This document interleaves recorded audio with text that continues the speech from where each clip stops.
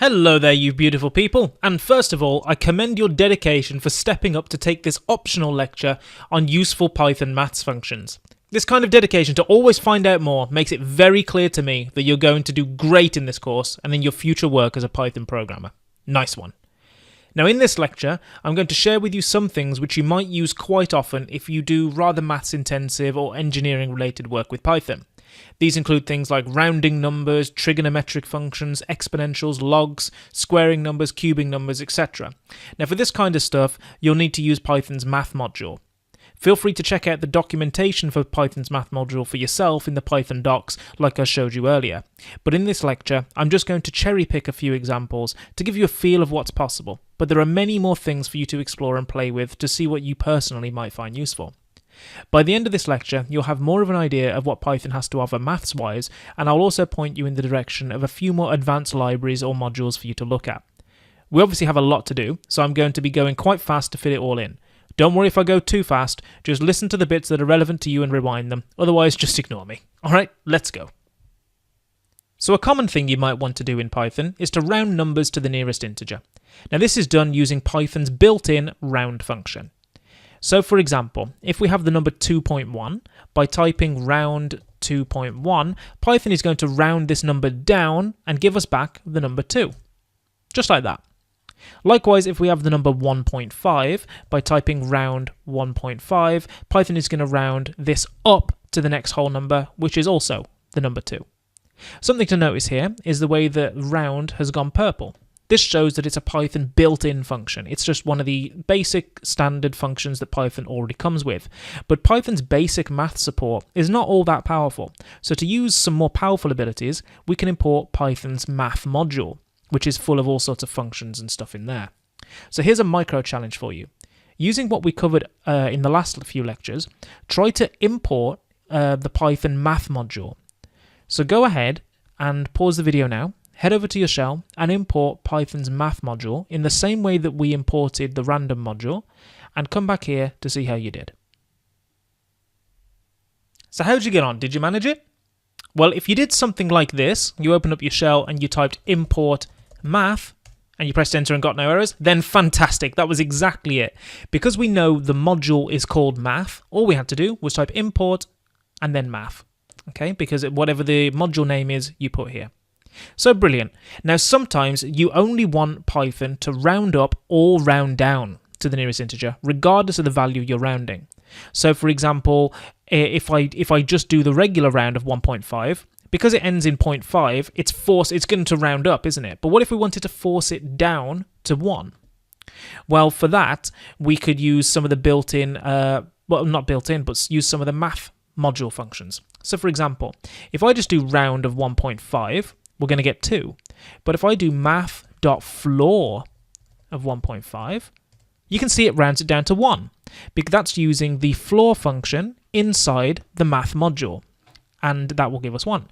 Likewise, if I do, I don't know, math.ceil of 2.1, that's going to round up to 3. Ceil is short for ceiling, like the ceiling in a room. So instead of rounding down to 2, which it would normally do, like up here, it's rounded up to the next integer, which was 3.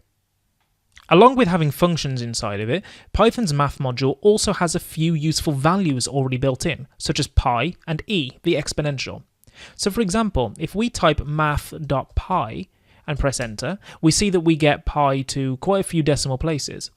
And likewise, if we do math.e, we're going to get the exponential to quite a few decimal places, which is useful because you don't have to type these up and, it saves you just a bit of work. Now, Python's math module also has standard trigonometric functions such as sine, cos, and tan, as well as inverse trigonometric functions such as arcsine, arccos, and arctan already built in and ready to go. But do bear in mind that these functions take numbers in radians and not degrees by default.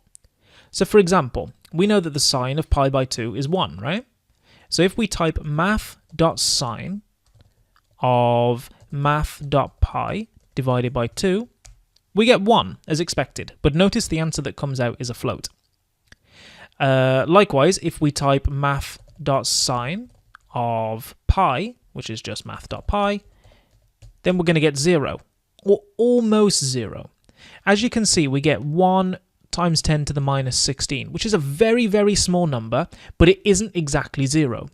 The reason it's not exactly 0 is because when we entered math.pi up here, that is only an approximation to pi. So to get this to be actually exactly 0, what we might want to do is do math.floor of math.sine of math.pi. So basically we take that number and put it in there, and that's going to round it down to 0, as expected. So likewise, we can use cosine, for example. We know that cosine of 0 is 1. So if we do math.cos of 0, we're going to get 1. And to show an example of taking the inverse of the sine function, we can do math.asine of 0, and we can see that we get 0 back. Likewise, if we do math.acos of 0, we get 1.5707, which is pi by 2, as expected. If you check on the cosine graph, that's what you need. We can also use the math library to find the hypotenuse of a right-angled triangle using the Pythagorean theorem. Now, as we know, the hypotenuse of a right-angled triangle, where A and B are the small sides, and then C is the hypotenuse, the long side, you can use the square root of A squared plus B squared. But for a right-angled triangle with short sides of lengths 3 and 4, the hypotenuse is 5. So we can check this by doing math.hypot 3 and 4, and we're going to get back 5, because 3 squared is 9, 4 squared is 16, add those together you get 25, square root of 25 is 5. This function is also useful for finding resultant vectors in vector algebra as well. We can also square numbers and cube numbers in Python very easily using the math.pow function. So for example, if we want to get 2 to the power of 3, or 2 cubed, we can type math.pow of 2 to the power of 3, and that's going to give us back 8. We could alternatively, as a shortcut, we could do 2 times 3, and that's also going to give us 8, but as an integer instead of a float. So this is available without using or without importing the math module, and is a shortcut that's just generally built into Python. But you can see there's a difference in the variable type that comes out. So let's take another example. Let's say we wanted to find 9 squared. We could do math.pow of 9 to the power of 2. We're going to get 81.0, or we could do 9 star 2. We get 81 as an integer. You can also find the exponential of a number using the math.exp function. So for example, if we wanted e to the power of 2, we could just type math.exp 2, and that's going to give us 7.39. Which if you type it in the calculator, you get the same thing. The same goes for natural logs. As we know, the natural log of an exponential always equal 1.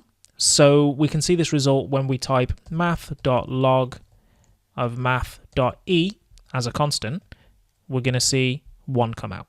So that works fine.